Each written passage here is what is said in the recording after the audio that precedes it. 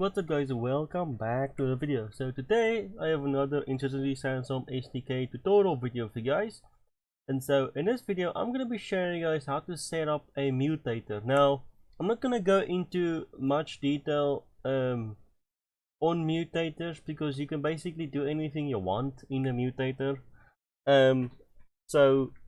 Like even if you want to make your own custom functions or events or whatever that you want to run, if a certain thing happens, that's exactly what you can do. Or you can also use a mutator and connect your rule sets up to that mutator if you just want to like change something in the rule sets or whatever. Now I haven't played around with it that much, but I will show you guys the basics, and then you guys can just have to come up with something on your own that you want to like do with your mutator. Now I already have I basically just copied the pistols only mutator that's already there. Now I couldn't remember because I made this a few weeks ago and I have not really touched it again. But the first thing that we can do is if you right click, okay, before we do that, open your mod data, and then you want to click on this primary asset directory and press the plus icon. Now I already have mutator set up here, but all you're going to do is you're going to go to the drop down and click on mutator, and then on the directories you're going to make it mutators, like so. I'm going to just delete this one. Now after you've done that, you should be good to go, and just click save. And then what you want to do is you want to right click in your main content folder of your mod, and you want to create a new folder and call it mutators.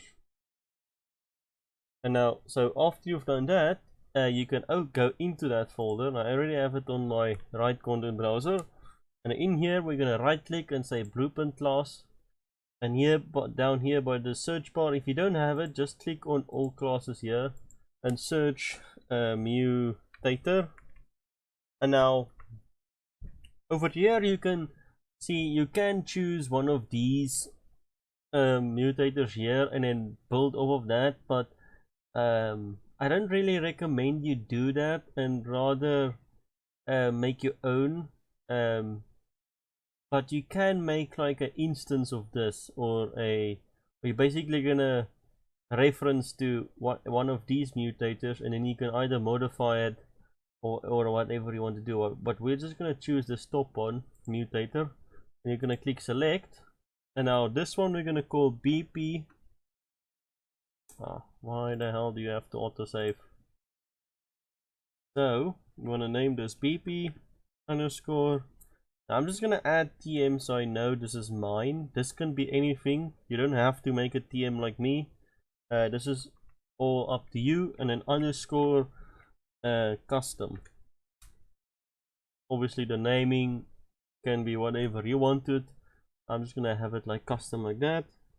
And now the other thing that you need to do now is if you did everything correct in your mod data and you named the folder correctly, you want to go up to play. And now if we go to mutators, if you go down here, you'll see we now have our TM custom here now, or whatever you named it. So I'm gonna check this, click on it once, and if you go back there, you'll see it's now activated. Now you can have more than one mutator activated at the same time. Now one thing that I haven't tested yet is if you make your own custom mutator and you actually have your mod up on mod.io and you put it on your server, I haven't actually like tested that mutator then on a dedicated server. So I do think it does work currently. It just you will need to have the name exactly correct, otherwise I don't think the mutator will work. Like you would have to the name would then be TM underscore custom or whatever your name is, but then everything after the BP underscore after the BP underscore is gonna be your mutator name that you then have to put in your server when you start it up. So after you've done that, we can quickly open it. Now I'm gonna close this one. And so all you then basically do is, if you go in here, I'm not sure why, but the display name doesn't really work yet. I'm not sure. Oh, name of mutator displayed on the UI. So I'm gonna make this TM under or just TM custom. So this is gonna be like my custom mutator. So I'm gonna make a TM custom mutator, and then author is gonna be your name. So obviously I'm gonna put in my name, and then you can put in a description if you want to, and then here you guys can see you can do a lot of other stuff. Now what I've seen is most of the other mutators that is already in the SDK or in the game does have some stuff here set, but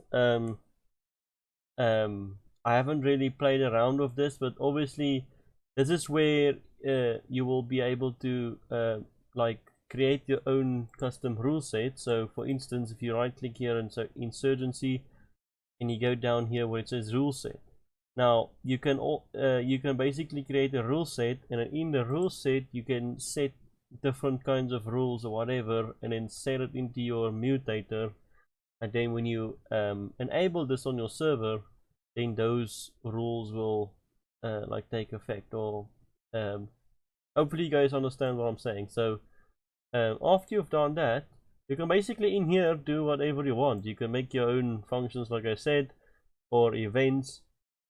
So for instance, if we come over here to functions and go to override, on here you can do different stuff. They have a few overrides here. So for instance, on team initialized, on round started. So this will run whenever the round starts, and then on round over, you can make it do a certain thing if the game is over.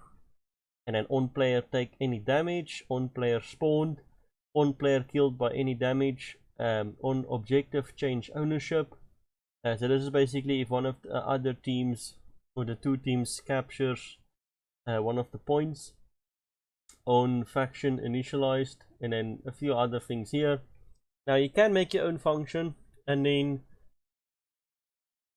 you can basically like do whatever. So I'm gonna let's see,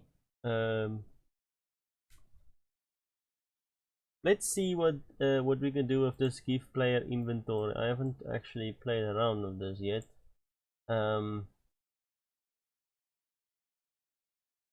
So, well, let's not do this because I haven't played around with that override yet. So maybe on player spawned. So let's do something with this. So off of soldier, let's maybe do a print screen just to test this. So we're gonna say print string, and then we're gonna go off here and then get get player controller.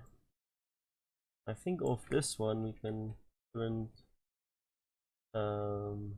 nope. Okay, so we're just gonna do a print screen. So we're gonna say hello world, it works, like so. And if you click on this, I'm just gonna make this duration to 10 seconds, and I'm gonna maybe make this greenish. And so after you've done that, we can quickly compile.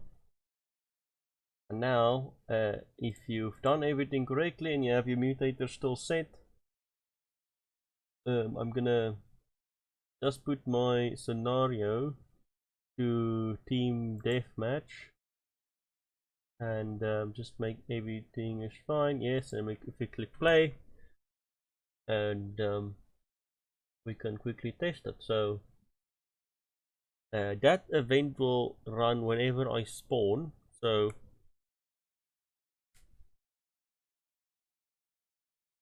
Okay, so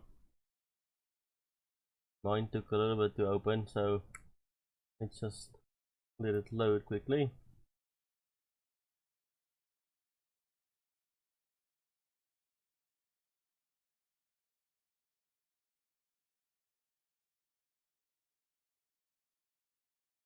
Waiting for players.